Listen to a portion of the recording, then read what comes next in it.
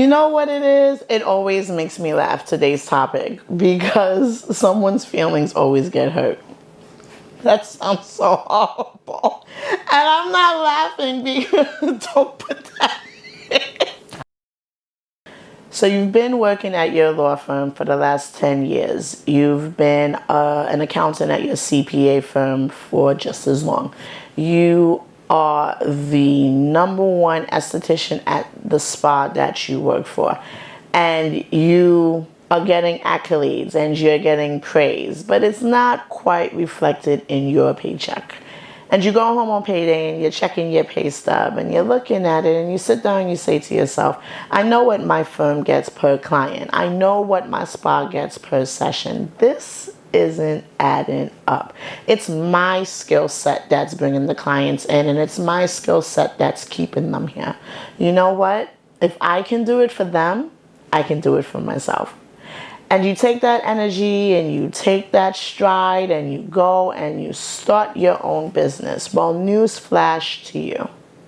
Having a skill set does not always translate into being an effective or profitable business owner. I'm Lisa Danielle, and this is Cashmere Conversations, a soft space for tough love. I'm not an expert, I'm not a guru, but I know a thing or two. A skill set is vital. It's vital in any economy, especially today's economy. In 2024, if you listen to the media or you read the news, we are currently in an inflation or approaching inflation or dealing with the tail end of a recession or should be expecting to go into a recession. I really don't know. I stopped following a while ago.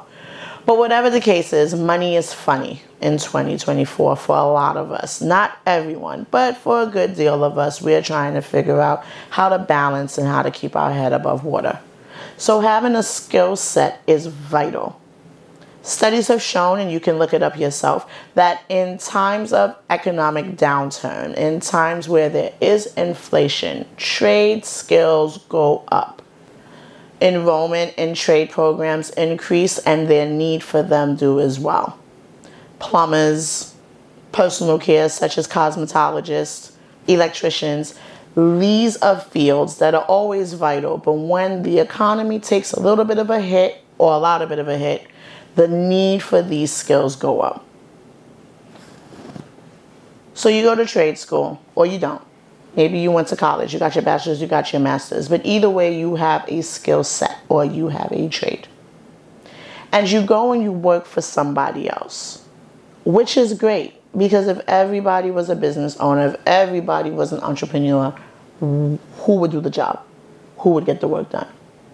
But nonetheless, you have this skill. You are a plumber. And if you know anything about plumbing, don't let the grit and the dirt and the greasy nails fool you. It is an elite field to be a part of. And it's actually a very hard field to grow and to develop in on your own.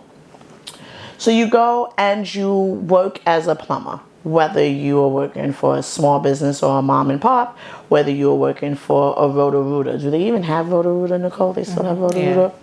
If you're working for a Roto-Rooter. Everybody say hi to Nicole. You can't see her. She's always here. But nonetheless, you go and you're working and you're looking at the hours that you're putting in, which is fair. Everybody looks at the hours that they're putting in. And you're looking at the respect that you do or you don't get from this job. And after a while, you start to think to yourself, I know the skill. I perform the service. The clients love me. The clients ask for me. It's my personality, it's my application of the knowledge, it's my ability to think outside the box in certain situations that is keeping this company afloat. Or at least it's profitable to this company.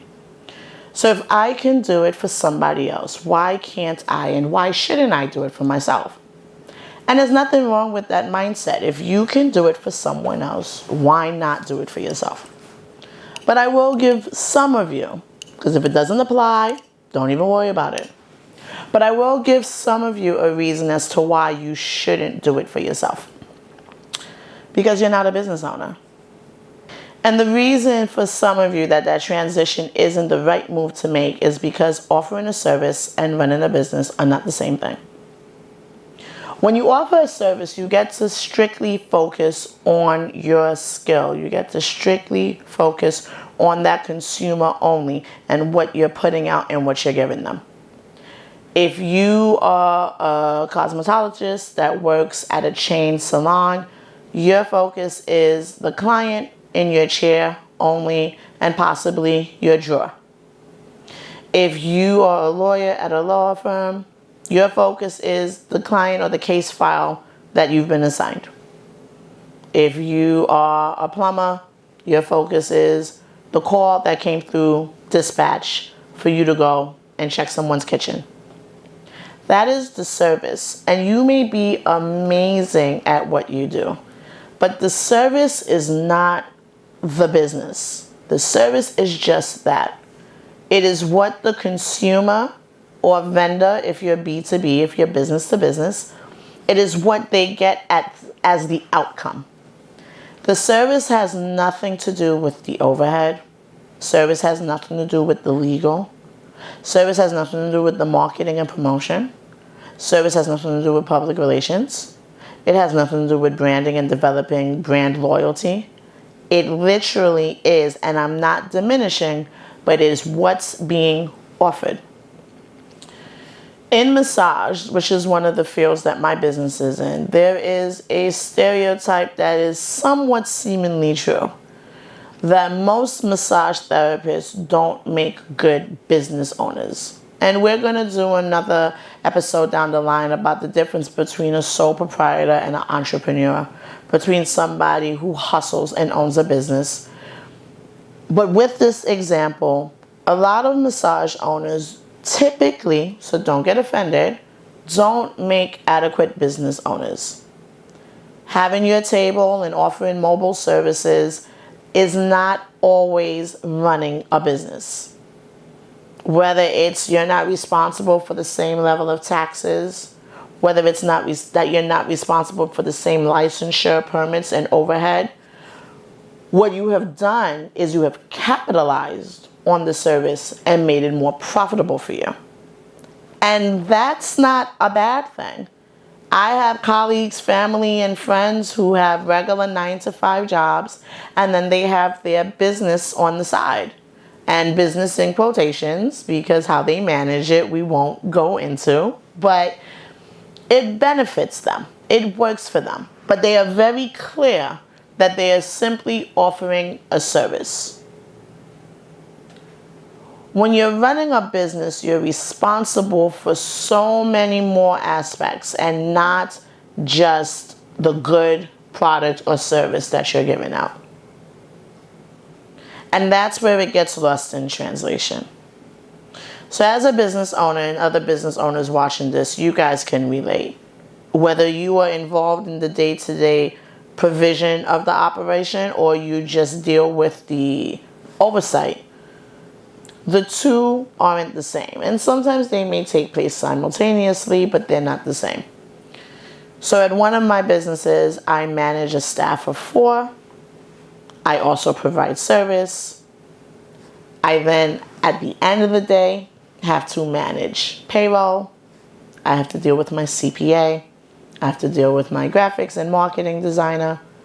I have to deal with workman's comp and unemployment if there's an issue. There are business factors that as a service provider, you don't have to worry about.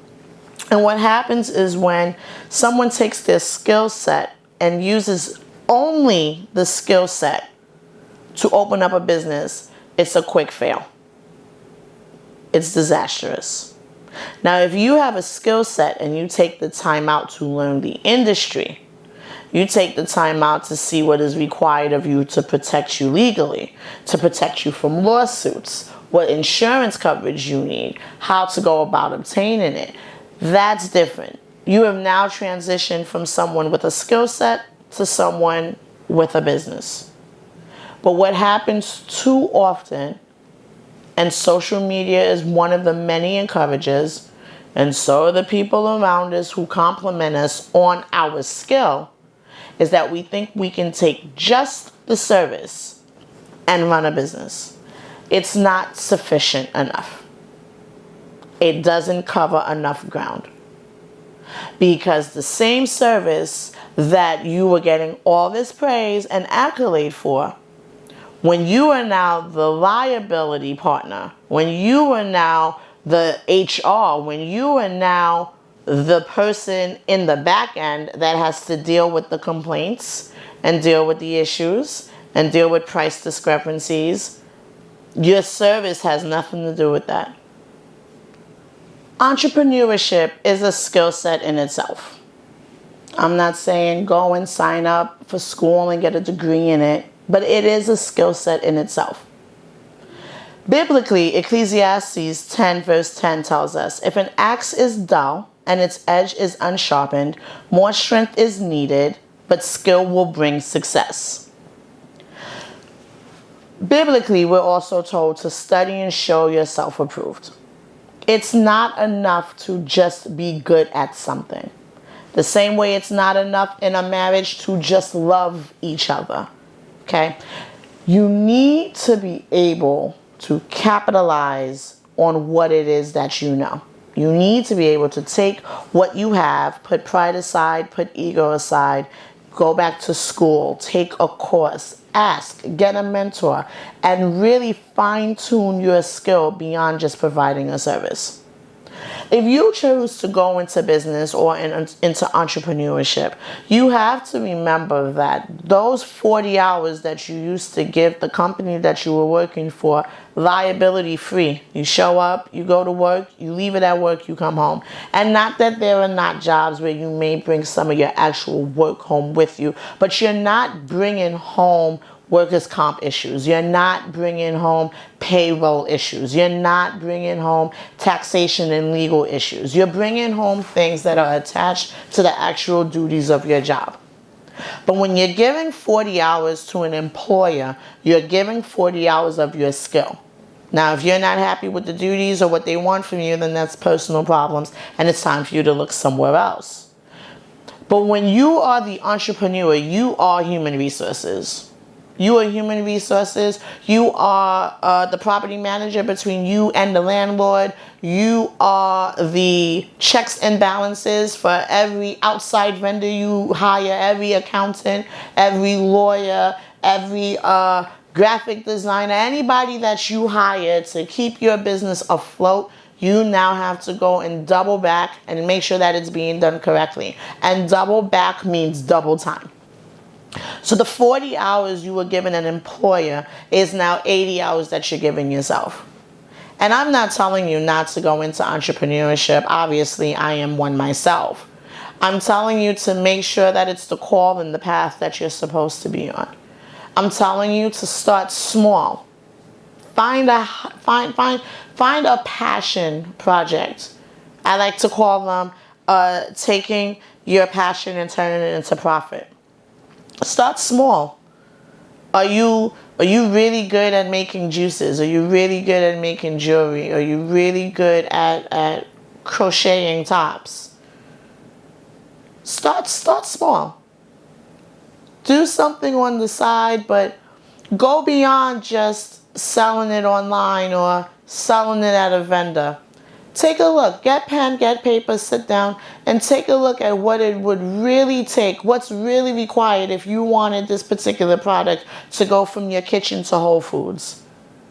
What's really required if you wanted this particular product to go from your living room to Target? And is that really what you want? If mainstream retail is not your thing, because it's not a thing for a lot of people, what's required to go from your kitchen to a brick and mortar? If you're already online, what's required to expand? Are you just selling the good? Are you just selling the product? Are you just selling the service? Or are you really running a business? Where is their growth? What are your margins? Do you know what a margin is? Who are you going to get educated and get advice?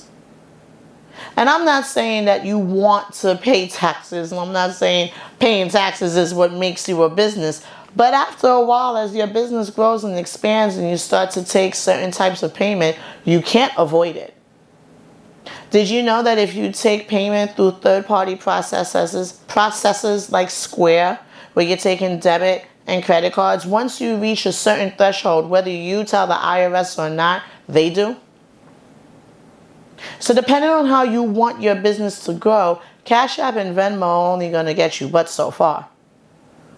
There is certain clientele that are confused as to why they cannot swipe a card and get your product or get your service. And if you're really good and you're really in demand, that means that your profit is going to go up, which means the IRS is going to get noticed. So there are certain things that you have to sit down and figure out, is this really what I want?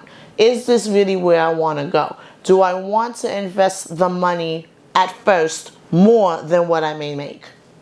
I think a lot of us get too caught up on what we see on social media, 1-minute clips that we see on Instagram, ways to get away around things by putting LLCs and cars and LLCs and houses.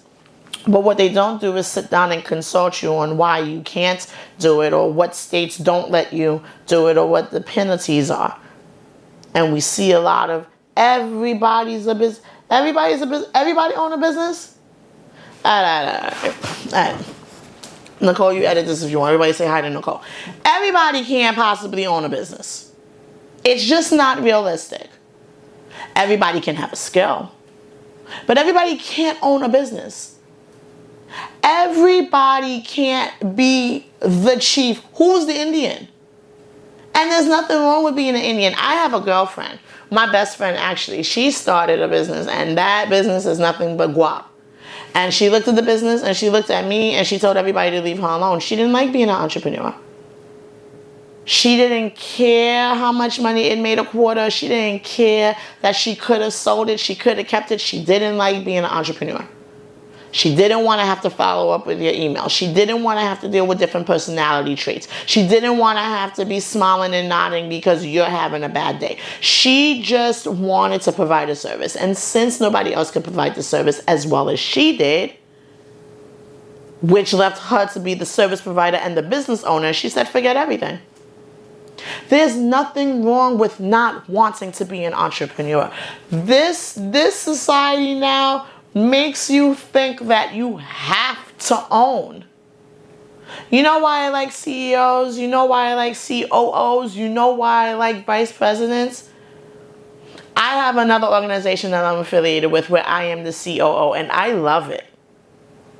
I manage compliance, I deal with ethics, but I love it. None of the liability and the responsibility falls on me.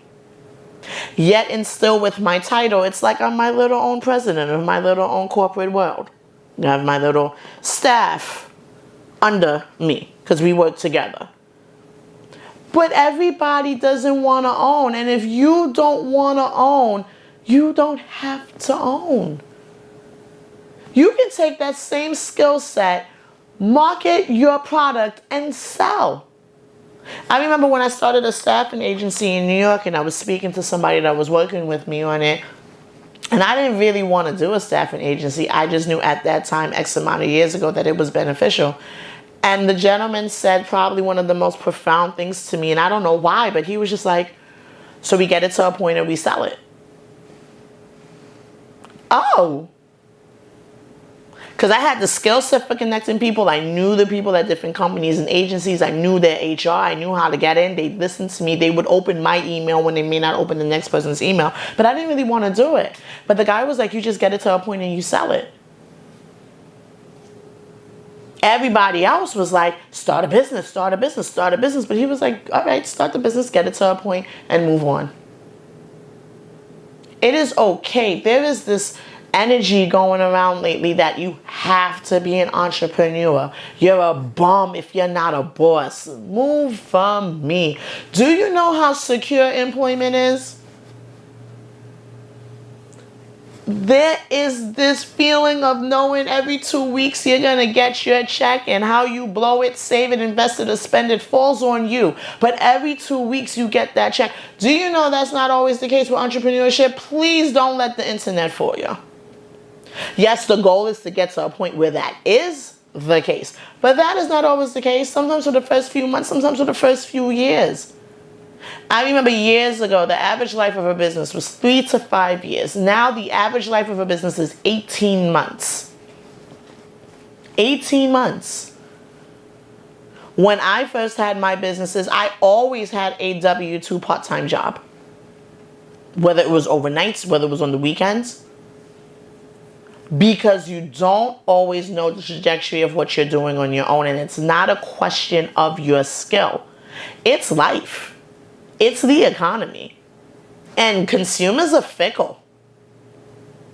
And nowadays in 2024, where everything is a cancel culture, I could sneeze wrong. And well, you know, I'm not going to claim it. But we already know how that works. It is okay to not be an entrepreneur. It is a blessing. It is amazing to have a skill set. But like the word that I read, sharpen it. Find ways to enhance it. There's a lot of money to be made offering a skill, offering a service as a 1099 contractor. You don't always have to have what you see online. The same way no one should be able to tell you what you're capable of and not capable of doing is the same way you shouldn't let people push you into doing something that they're not doing neither.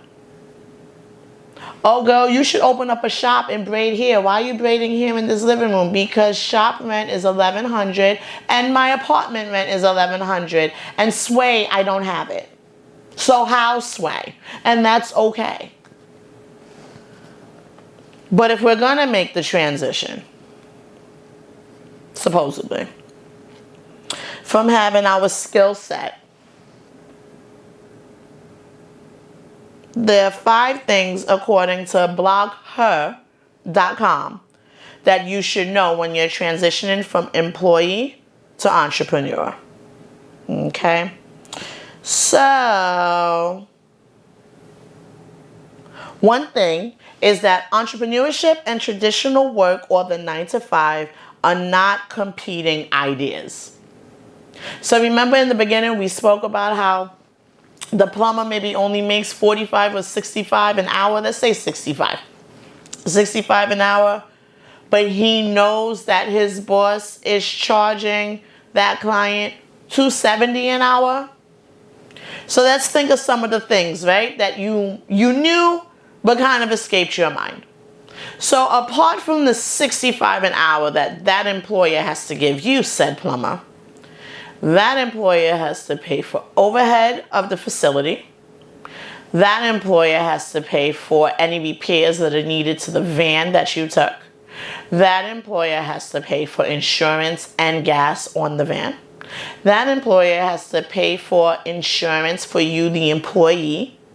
That employer has to make sure that if there are any repairs that are needed, any tools that break randomly and need to be replaced, any equipment that you leave at a client's house the weekend before they go on vacation, but you need it for the next job, that money needs to be there in a business fiscal reserve to be able to replace it.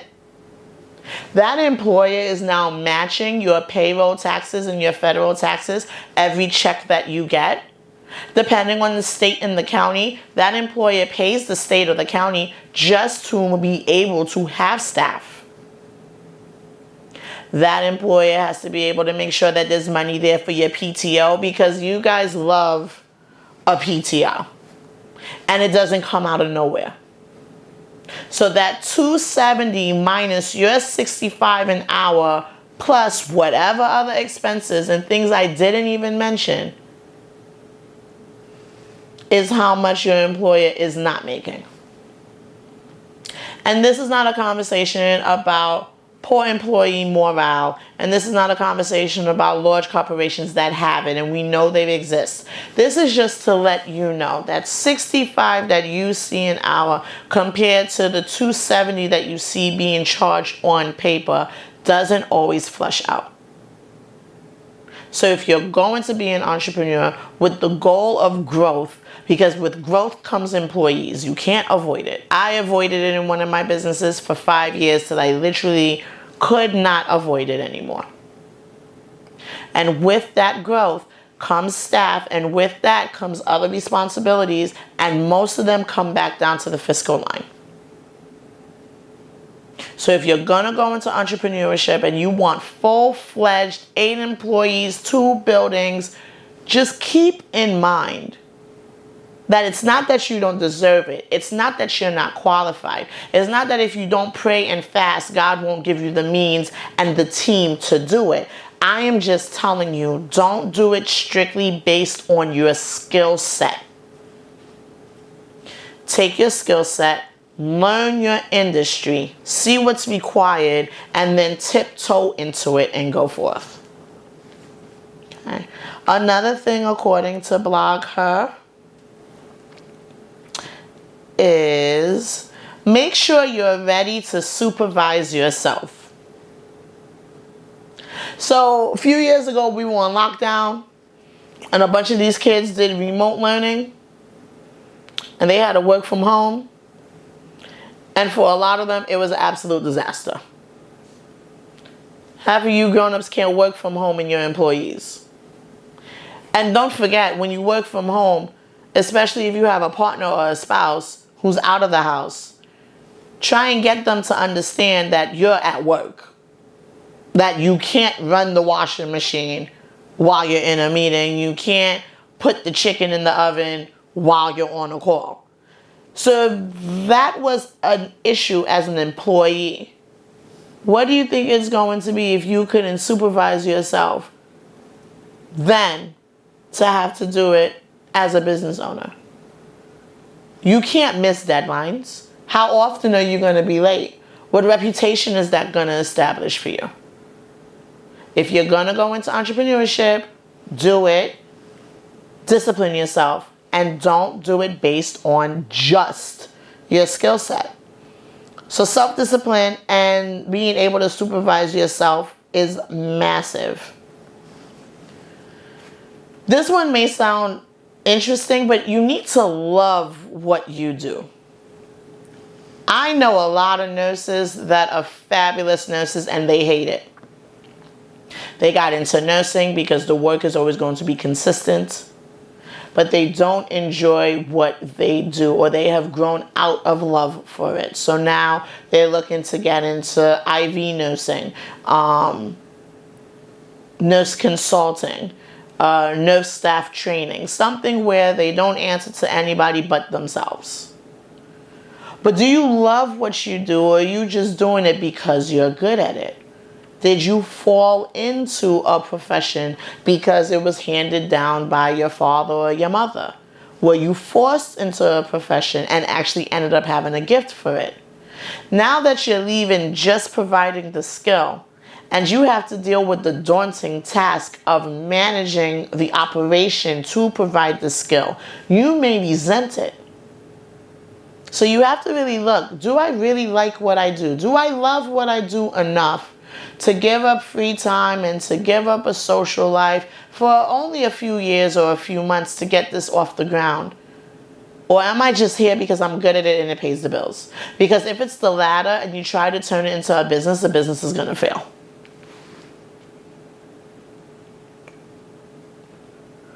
Your why. Your why. Why are you going into business for yourself? Is it just a money issue? Is it because you don't like your employer and you're tired of making them money? Is it because you just deserve to have your own and the luxuries of being a business owner? Well, let me just inform you. If any of those are your why, it should turn into a why not I went into entrepreneurship. Because for the first few months to the first few years, you are not going to have any perks. There's no PTO. There's no time off. You're constantly keeping up with trends. You're constantly paying attention to the competition. If you are getting into this just because you think the money is there, the money may not be enough to keep you. And I know it sounds really cliche. You've heard people say, don't chase the money. Just do what you know, do what you love, do what you like, and the money will follow. And there's a middle ground in between that. But if you are getting into entrepreneurship just because you think you can, with no emotional, mental, or spiritual preparation, no financial preparation, no fiscal game plan before you start. It's not impossible, but it's going to absolutely be way more tiring than it needs to be. So why are you going into entrepreneurship? And the last one is prepare to take the plunge. Let's say you did how a lot of people do it, where you don't leave your regular full-time job, or you just go from full-time to part-time because you want the stability. That $1,000 you used to get every 2 weeks, that's $700 you used to get every 2 weeks, and it used to be allocated between your bills and maybe your kids and maybe a little bit of your leisure time. Now you got to start taking that money and putting it into this new business full time. Even if it's just per diem, even if you haven't booked any appointments, even if nobody really cares to know who you are yet. So make sure before you take the plunge, you understand that the plunge you take into entrepreneurship is going to be a plunge in your current fiscal status, because the money has to be pulled from somewhere.